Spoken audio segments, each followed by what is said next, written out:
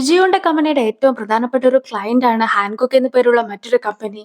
ആ ഒരു കമ്പനിയിലേക്ക് വേണ്ട ആൾക്കാരൊക്കെ സെലക്ട് ചെയ്യുന്നതിന്റെ ടീമിന്റെ ലീഡർ ആയിട്ടായിരുന്നു ജയ്ഹോൺ പ്രവർത്തിച്ചുകൊണ്ടിരുന്നത്. പക്ഷെ അവനും അവന്റെ കീഴിലുള്ള ആൾക്കാരെല്ലാവരും തന്നെ നന്നായി തന്നെ വർക്ക് ചെയ്യുന്നവരാണെന്നുള്ള വിശ്വാസത്തിലൊക്കെ ആയിരുന്നു എല്ലാ കാര്യങ്ങളും അവരെ മാത്രമായിട്ടൊക്കെ ഏൽപ്പിക്കുകയും ജയ്ഹോൺ തുടർന്നുള്ള കാര്യങ്ങളൊന്നും തന്നെ ശ്രദ്ധിക്കാതിരിക്കുകയും ചെയ്തത്. പക്ഷെ അതിനിടയ്ക്കാണ് നാം എന്ന വ്യക്തി അയാളുടെ കാൻഡിഡേറ്റിന്റെ ഡീറ്റെയിൽസ് എല്ലാം തന്നെ തെറ്റായിട്ടൊക്കെ റെസ്യൂമെയിൽ കൊടുത്തിട്ടുണ്ടായിരുന്നത്. സോ ഇപ്പോൾ ചൊൻഹുൻ കുറച്ചുകൂടി ശ്രദ്ധിക്കുകയായിരുന്നെങ്കിൽ ഇങ്ങനൊരു മിസ്റ്റേക്ക് ഒന്നും നടക്കുകയില്ലായിരുന്നു എന്നൊക്കെയാണ് ച്യൂണും പറയുന്നത്. ഹാൻകുക്കിന് നമ്മുടെ അടുത്തുള്ള വിശ്വാസമൊക്കെ നഷ്ടപ്പെടുകയാണെങ്കിൽ അവരും മറ്റൊരു കമ്പനീനെ ആശ്രയിക്കുന്നതായിരിക്കും. സോ നമുക്കും ഇത്രയും വലിയ ക്ലയൻസിനെയൊക്കെ ആയിരിക്കും നഷ്ടപ്പെടുക. നമുക്കും ഈ മാസത്തെ ഗോൾ പോലും കൃത്യമായിട്ട് അച്ചീവ് ചെയ്യാനായിട്ട് സാധിക്കുകയില്ല എന്നൊക്കെ ച്യൂൺ പറയുമ്പോഴത്തേക്കും അതൊരിക്കലും ഈ ഒരു കമ്പനി കാരണമല്ല, മറിച്ച് നീയല്ലേ യാങ്ങിന്റെ കാര്യം എല്ലാം തന്നെ നോക്കിക്കൊള്ളാം എന്നൊക്കെ പറഞ്ഞത്. എന്നിട്ട് യാങ്ങിനെ ഇപ്പോഴത്തെ കമ്പനിയിൽ നിന്ന് മാറ്റുവാനായിട്ട് പോലും നിനക്ക് സാധിച്ചില്ല. സോ ഈ മാസത്തെ ഗോൾ ഒന്നും നമുക്ക് അച്ചീവ് ചെയ്യാനായിട്ട് സാധിക്കുന്നില്ലെങ്കിൽ അതിന് കാരണക്കാരി നീ മാത്രമാണെന്ന് പറഞ്ഞ് അവനും അവളെ തന്നെ കുറ്റപ്പെടുത്തുന്നു. ജിയോന്റെ അടുത്ത് ഇതുപോലെ ഫ്രീഡം ഒക്കെ എടുത്ത് സംസാരിക്കുന്ന രണ്ട് വ്യക്തികളിൽ ഒരാളാണ് ഈ ഒരു ജംഹൂൺ. നിന്നെ ഈ ഒരു കമ്പനിയിൽ ജോലിക്കെടുത്തതാണ് ഞാൻ ചെയ്ത ഏറ്റവും വലിയ മണ്ടത്തരം എന്നൊക്കെ പറഞ്ഞുകൊണ്ട് അവളും പോകുന്നു. ജിയോണും പെട്ടെന്ന് ഒരു പേപ്പറൊക്കെ മറിക്കുമ്പോഴത്തേക്കും ആ പേപ്പറൊക്കെ കൊണ്ടിട്ട് അവളുടെ കൈ മുറിയുകയാണ്. നമുക്കൊരു കാൻഡിഡേറ്റിനെ നഷ്ടപ്പെട്ടു, സെയിൽസിൽ കുറവ് വന്നു, ഇതൊന്നും കൂടാതെ ഇപ്പോൾ നിന്റെ കൈ പേപ്പർ കൊണ്ട് മുറിയുക വരെ ചെയ്തു. നീയും വളരെ സൂക്ഷിച്ചു മാത്രമേ ഇനി കാര്യങ്ങളൊക്കെ ചെയ്യാവൂ എന്നൊക്കെ പറഞ്ഞ് മേയായി പോകുമ്പോഴത്തേക്കും അവിടെ വെച്ചിട്ടുണ്ടായിരുന്ന ഉൺഹോയുടെ ബിസിനസ് കാർഡൊക്കെ ജിയോണും ശ്രദ്ധിക്കുകയാണ്. നീ കാരണമായിരിക്കാം എനിക്കും നിർഭാഗ്യമൊക്കെ വരുന്നതെന്ന് പറഞ്ഞുകൊണ്ട് അവന്റെ ബിസിനസ് കാർഡൊക്കെ എടുത്ത് കളയുകയാണ് ജിയോണും. ഒരു മീറ്റിംഗ് ഒക്കെ തുടങ്ങുവാനായിട്ട് പോവുകയാണ്. ശരിക്കും പറയുകയാണെങ്കിൽ മീറ്റിംഗിന്റെ സമയത്ത് അവിടുത്തെ കാര്യങ്ങളെല്ലാം തന്നെ നോക്കി നടത്തേണ്ടത് ഏറ്റവും ജൂനിയർ ആയിട്ടുള്ള ഏതെങ്കിലും എംപ്ലോയി ഒക്കെ ആയിരിക്കും. പക്ഷേ ഇത്തവണ ഉൺഹോയുടെ അടുത്താണ് അത് ചെയ്യുവാനായിട്ടൊക്കെ സോങ് ആവശ്യപ്പെട്ടിട്ടുള്ളത്.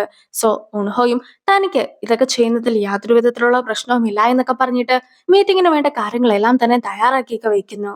പിന്നീട് മീറ്റിംഗ് ഒക്കെ തുടങ്ങാറാകുമ്പോഴത്തേക്കും സോങ്ങും ഉൺഹോയുടെ അടുത്ത് അവിടെ നിന്ന് പൊയ്ക്കൊള്ളുവാനായിട്ടൊക്കെ ആവശ്യപ്പെടുന്നു. യഥാർത്ഥത്തിൽ ഈ മീറ്റിങ്ങിന് വേണ്ട കാര്യങ്ങളെല്ലാം തന്നെ തയ്യാറാക്കിയിട്ടുണ്ടായിരുന്നത് പോലും ഉൺഹോ ആണ്.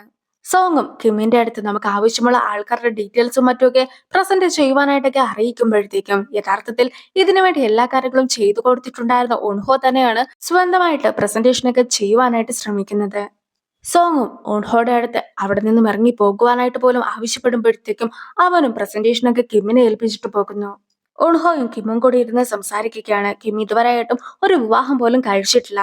പക്ഷെ ഉൺഹോ വിവാഹം കഴിച്ച ഒരു കുട്ടിയുണ്ടായിട്ട് 20കളിൽ തന്നെ ഡിവോഴ്സ് പോലും ചെയ്തതാണ്. അങ്ങനെ ഇരിക്കെ നീ ചെയ്ത ഏതെങ്കിലും ഒരു കാര്യമെങ്കിലും ഞാൻ ചെയ്യണ്ടേ എന്നൊക്കെ ചോദിച്ചിരിക്കുകയാണ് കിമ്മും. അങ്ങനെ ഇരിക്കെ ഇതുവരെ ഒരുപാട് അപമാനങ്ങളൊക്കെ ഏറ്റുവാങ്ങിയിട്ടുണ്ടായിരുന്ന ഉൺഹോയും ഇനിയും ഞാൻ ഇവിടെ നിൽക്കുകയില്ല, ഞാനും റിസൈൻ ചെയ്യുവാനായിട്ട് പോവുകയാണെന്നൊക്കെ പറഞ്ഞ് നിൽക്കുമ്പോഴത്തേക്കും നീ അല്ലെങ്കിലോ റിസൈൻ ചെയ്യുകയില്ലെന്ന് എനിക്ക് നന്നായി തന്നെ അറിയാം. ബിയോളുടെ ട്യൂഷൻ ഫീസ് ഉണ്ട്, പിന്നെ ജീവിക്കുവാനായിട്ട് ഒരുപാട് ചിലവുകളുണ്ട്, ലോൺ ഉണ്ട്, റിട്ടയർമെന്റ് സേവിങ്സ് ഉണ്ട്, ബേബി സിറ്റിംഗ് ഫീസ് ഉണ്ട്, ഇൻസ്റ്റാൾമെന്റ് സേവിങ്സ് ഉണ്ട്. ഇങ്ങനെ എത്രയേറെ പണങ്ങളാണ് നീ അടയ്ക്കേണ്ടത്. പിന്നെ നീ തന്നെ ഒന്ന് ആലോചിച്ചു നോക്കിക്കേ, നമ്മുടെ കൂട്ടത്തിൽ എല്ലാ കാര്യങ്ങളും ആദ്യം ചെയ്തത് നീയാണ്. നമ്മുടെ കൂട്ടത്തിൽ ആദ്യം വിവാഹം കഴിച്ചതും ആദ്യമായിട്ട് കുട്ടി ഉണ്ടായതും ആദ്യത്തെ ഡിവോഴ്സ് ചെയ്തതും ആദ്യത്തെ പ്രൊമോഷൻ ലഭിച്ചതും ആദ്യത്തെ പേരന്റൽ ലീവ് എടുത്തതും എല്ലാം തന്നെ നീയാണ്. അതിലെല്ലാത്തിലും എനിക്ക് ഒരുപാട് അഭിമാനമുണ്ട്. പക്ഷെ ആദ്യം തന്നെ ജോലി പോകുന്നത് നീ ആക്കുവാനായിട്ട് പാടില്ല. അത് മാത്രമേ എനിക്ക് നിന്റെ അടുത്ത് പറയുവാനായിട്ടുള്ളൂ എന്നൊക്കെ പറഞ്ഞുകൊണ്ട് കിം ഇരിക്കുമ്പോഴത്തേക്കും യാങ്ങും അതുവഴി ഫോണൊക്കെ വിളിച്ച് നടന്നു പോകുന്നത് ഉൺഹോയും കാണുന്നു. കഴിഞ്ഞ തവണ നമ്മൾ മീറ്റ് ചെയ്ത സമയത്ത് നീ പറഞ്ഞ കമ്പനിയുടെ പേര് എന്തായിരുന്നു എന്നൊക്കെ യങ് ഫോണിലൂടെ പറയുമ്പോഴത്തേക്കുമാണ് ഉൺഹോയിനെയും യങ് കാണുന്നത്. എങ്കിൽ പോലും യാങ് പെട്ടെന്ന് തന്നെ ഫോണൊക്കെ കട്ട് ചെയ്തിട്ട് ഞാൻ അത്യാവശ്യമായിട്ട് ഒരിടം വരെ പോവുകയാണെന്നൊക്കെ ഉൺഹോയോട് പറഞ്ഞിട്ട് പോകുന്നു. യാങ്ങും ഇപ്പോൾ ഒരാളെ മീറ്റ് ചെയ്യുവാനായിട്ടൊക്കെ പോയിരിക്കുകയാണ്. അയാളുടെ ചെരുപ്പ് മാത്രമാണ് കാണിക്കുന്നത്. ഒരു വയലറ്റ് കളറുള്ള ഹീൽസ് ആയിരുന്നു അത്. ജിയോണിനുള്ളതും ഇതേ കളർ ഹീൽസ് ഒക്കെയാണ്. അവളും ലേറ്റ് ആയിട്ടൊക്കെ വർക്ക് ചെയ്യുന്നു.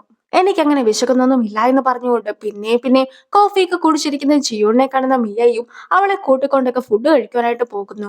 എന്നെ നീ എന്തിനാണ് ഇത്രയ്ക്ക് നിർബന്ധിച്ച് ഫുഡൊക്കെ കഴിപ്പിക്കുന്നതെന്ന് ജോൺ ചോദിക്കുമ്പോഴത്തേക്കും നീ ഞങ്ങളുടെ സിഇഒ അല്ലേ, സോ നീ നല്ല ഹെൽത്തി ആയിട്ടൊക്കെ ഇരുന്നിട്ടുണ്ടെങ്കിൽ മാത്രമേ ഞങ്ങൾക്കും കൃത്യസമയത്ത് ശമ്പളമൊക്കെ കിട്ടുകയുള്ളൂ എന്നാണ് മിയയും പറയുന്നത്.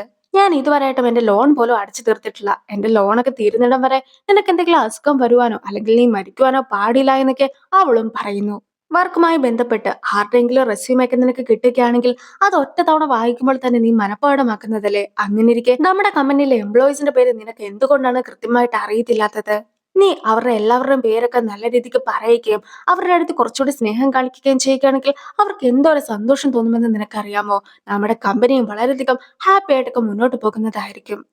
പിന്നെ നമ്മുടെ എംപ്ലോയീസിനെ നീ കുറച്ചുകൂടി വിശ്വസിക്കണം. അവരെന്തെങ്കിലും ചെറിയ മിസ്റ്റേക്സ് ഒക്കെ വരുത്തുമ്പോഴത്തേക്കും പെട്ടെന്ന് തന്നെ പോയി റിസൈൻ ചെയ്യുമെന്ന് പറയാതെ കുറച്ചു നാൾ കൂടി വെയിറ്റ് ചെയ്യുവാനായിട്ടുള്ള ഒരു ക്ഷമയൊക്കെ നീയും കാണിക്കേണ്ടതായിട്ടുണ്ടെന്നൊക്കെ മിയായി പറയുന്നുണ്ടെങ്കിൽ പോലും നമ്മൾ ഇതുപോലെ അവരെ വിശ്വസിച്ച് വെയിറ്റ് ചെയ്തൊക്കെ ഇരിക്കുകയാണെങ്കിൽ നമ്മൾ പോലും വളരെയധികം പിന്നിലായി പോകുന്നതായിരിക്കും.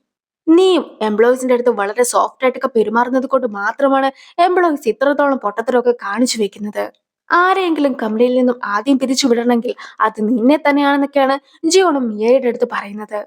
ഞാൻ പറയുന്നതും ചെയ്യുന്നതും എല്ലാം തന്നെ നിനക്ക് വേണ്ടിയാണ്. നീയും എംപ്ലോയീസിന്റെ അടുത്ത് കുറച്ചുകൂടി നല്ല രീതിക്കൊന്നും പെരുമാറിയില്ലെങ്കിൽ നീയും ഒറ്റപ്പെട്ടു പോകുന്നതായിരിക്കുമെന്നൊക്കെ മിയയെ പറയുമ്പോഴത്തേക്കും ജീവിതത്തിൽ ഏറ്റവും കൂടുതൽ ആവശ്യമായിട്ടുള്ളത് പണമാണ്. അതെന്റെ കയ്യിൽ ഒരുപാടുണ്ട്. പിന്നെ കൂടുതലായിട്ട് പണമൊക്കെ ഉണ്ടാക്കുന്നത് വഴി ഞാനും ഒരിക്കലും ഒറ്റപ്പെട്ടു പോവുകയില്ല എന്നൊക്കെ പറഞ്ഞുകൊണ്ട് ജിയോണും ഇരിക്കുന്നു. ജിയോണും വീട്ടിലെത്തിയതിനു ശേഷം കുറച്ച് ഉറക്കഗുളികയൊക്കെ കഴിച്ച് സോഫയിൽ കിടക്കുകയാണ്. അങ്ങനെ അവൾ കിടക്കുന്ന സമയത്ത് പോലും അവളുടെ അച്ഛനെ കുറിച്ചൊക്കെ ഓർക്കുന്നു.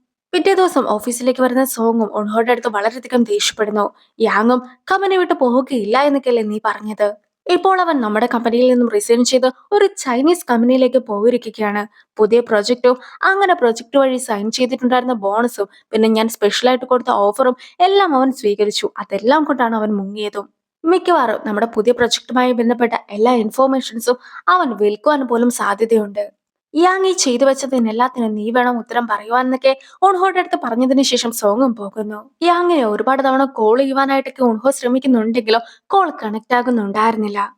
മാത്രമല്ല യാങ്ങിനെ ഇതിനു മുമ്പ് കണ്ട സമയത്ത് പുതിയ കമ്പനിയെ കുറിച്ചൊക്കെ യാങ് അന്വേഷിക്കുന്നതിനെ കുറിച്ച് ഉൺഹോ കേട്ടിട്ടുണ്ടായിരുന്നല്ലോ. അതുകൊണ്ട് തന്നെ യാങ്ങിനെ റിക്രൂട്ട് ചെയ്യുവാനായിട്ട് ശ്രമിച്ചിട്ടുണ്ടായിരുന്ന ആ ഒരു കമ്പനിയുടെ അഡ്രസ് ഒക്കെയാണ് ഉൺഹോ ഇപ്പോൾ ചോദിക്കുന്നതും. അങ്ങനെ നമ്മുടെ ജിയോൺ വർക്ക് ചെയ്യുന്ന കമ്പനിയുടെ അഡ്രസ് ഒക്കെ കിട്ടിയിട്ടുണ്ടായിരുന്ന ഉൺഹോയും ആ ഒരു കമ്പനിയുടെ മുമ്പിലൊക്കെ എത്തി കഴിയുമ്പോഴത്തേക്കും നേരത്തെ ജിയോൺ സ്ഥിരമായിട്ട് ചെയ്യുന്നത് പോലെ തന്നെ വണ്ടി മാറിയിട്ട് നമ്മുടെ ഉൺഹോയുടെ വണ്ടിയിലേക്കൊക്കെയാണ് ഓടിക്കയറുന്നത്. പക്ഷെ വണ്ടിയിലിരിക്കുന്നത് ഉൺഹോ ആണെന്ന് മനസ്സിലായി കഴിഞ്ഞപ്പോഴത്തേക്കും അവളും ഒന്നും അറിയാത്തതുപോലെ വണ്ടിയിൽ നിന്നുമൊക്കെ ഇറങ്ങിപ്പോകുന്നു. നിങ്ങളാണോ യാങ്ങിനെ ചൈനീസ് കമ്പനിയിലേക്ക് റിക്രൂട്ട് ചെയ്തിട്ടുണ്ടായിരുന്നത്?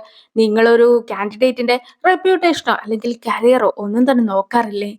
യാങ് ഇപ്പോൾ ചൈനയിലേക്കൊക്കെ പോവുകയാണെങ്കിൽ അയാളുടെ കരിയർ തന്നെ ഇല്ലാതാകുന്നതായിരിക്കും. അതുകൂടാതെ ആൾക്കിനി ഒരിക്കലും കൊറിയയിലേക്ക് മടങ്ങി വരുവാനായിട്ട് പോലും സാധിക്കുകയില്ല. നിങ്ങൾ ചെയ്തത് വളരെയധികം മോശമായി പോയി. നിങ്ങളും പണത്തിനു വേണ്ടി മാത്രമാണ് പ്രവർത്തിക്കുന്നതെന്നൊക്കെ ഉൺഹോ പറഞ്ഞ് കഴിയുമ്പോഴത്തേക്കും ജിയോൺ അവളുടെ സൈഡൊക്കെ പറയുവാനായിട്ട് ശ്രമിക്കുന്നു. പക്ഷെ അപ്പോഴായിരുന്നു ഞാൻ എയർപോർട്ടിലാണ് ഇപ്പോൾ ഉള്ളതെന്ന് പറഞ്ഞുകൊണ്ട് യാങ്ങിന്റെ ഒരു മെസ്സേജ് ഒക്കെ അവനും കിട്ടുന്നത്. അതൊക്കെ കേട്ട് കഴിയുമ്പോൾ തന്നെ ജിയോൺ എന്താണ് പറയുവാനായിട്ടുള്ളതെന്ന് പോലും കേൾക്കുവാനായിട്ട് കൂട്ടാക്കാതെ ഉൺഹോയും അവിടെ നിന്നും കാറൊക്കെ എടുത്ത് പോവുകയാണ്. പക്ഷെ ഉൺഹോ അങ്ങനെ പെട്ടെന്ന് പോയത് ജിയോണിന് ഒട്ടും തന്നെ ഇഷ്ടപ്പെട്ടിട്ടുണ്ടായിരുന്നില്ല. യഥാർത്ഥത്തിൽ യാങ്ങിന്റെ കരിയറിന് യാതൊരു വിധത്തിലുള്ള ഗുണവും ഉണ്ടാവുകയില്ല എന്ന സത്യമൊക്കെ മനസ്സിലാക്കിയിട്ട് യാങ്ങിനെ അവളും കോണ്ടാക്ട് ചെയ്തിട്ടൊക്കെ ഉണ്ടായിരുന്നു. മാത്രമല്ല ഈ ഒരു സമയത്ത് ചൈനീസ് കമ്പനിയിലേക്ക് പോകാതിരിക്കുന്നതാണ് നല്ലതെന്ന് അവൾ പറഞ്ഞിട്ട് കൂടി ഉണ്ടായിരുന്നു. എന്നിട്ടും യാങ്ങും നേരത്തെ തന്നെ തീരുമാനമൊക്കെ എടുത്തു പോയെന്നായിരുന്നു അവളെ അറിയിച്ചിട്ടുണ്ടായിരുന്നത്. മാത്രമല്ല ആ ഒരു സമയത്ത് അവളുമായിട്ട് സംസാരിച്ചതായിരുന്നു ഉൺഹോ കേട്ടിട്ടുണ്ടായിരുന്നത് പോലും.